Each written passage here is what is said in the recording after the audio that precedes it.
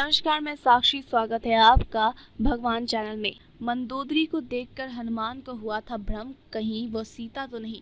दरअसल समुद्र पार जब हनुमान लंका पहुंचे तो वहां उन्होंने देखा कि संपन्नता और भव्यता देखकर आश्चर्यचकित रह गए।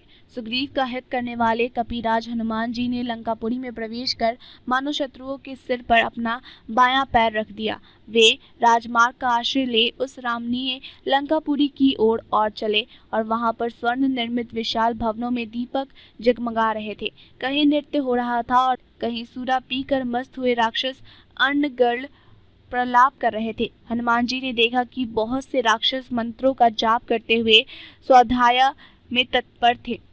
कोई जटा बढ़ाए तो कोई मुंड मुड़वाए। रावण के अनेक गुप्तचर भी उन्हें दिखाई पड़ा। हनुमान जी ने नगर के सब भवनों तक एकांत स्थानों को छान डाला, परंतु कहीं सीता दिखाई नहीं दी।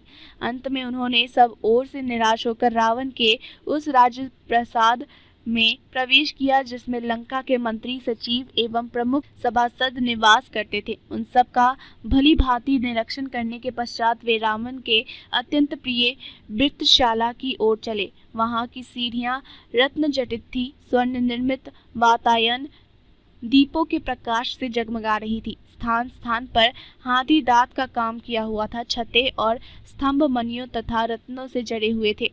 इंद्र के भवन से भी सुसज्जित इस भव्यशाला को देखकर हनुमान चकित रह गए। उन्होंने कहा कि एक और स्फटिक के सुंदर पलंग पर रावण को हुए मदिरा के मंद में पड़े देखा, जो कि अनंत सुंदरियों से घिरे हुए थे।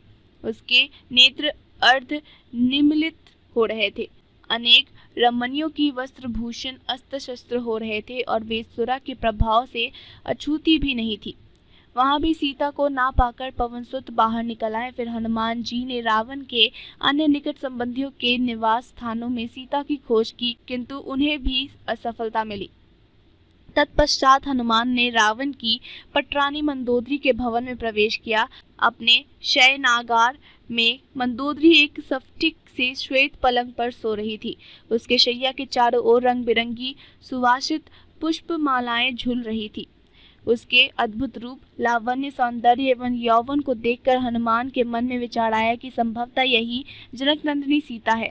परंतु उसी क्षण उनके मन में एक और विचार उठा कि ये सीता नहीं हो सकती, क्योंकि रामचंद्र जी के वियोग में पतिव्रता सीता ना तो सो सकती है और ना इस प्रकार आभूषण आदि पहनकर श्रृंगार कर सकती है। अतएव यह स्त्री अनुपम लावण्य होती हुए भी सीता कदापि नहीं है।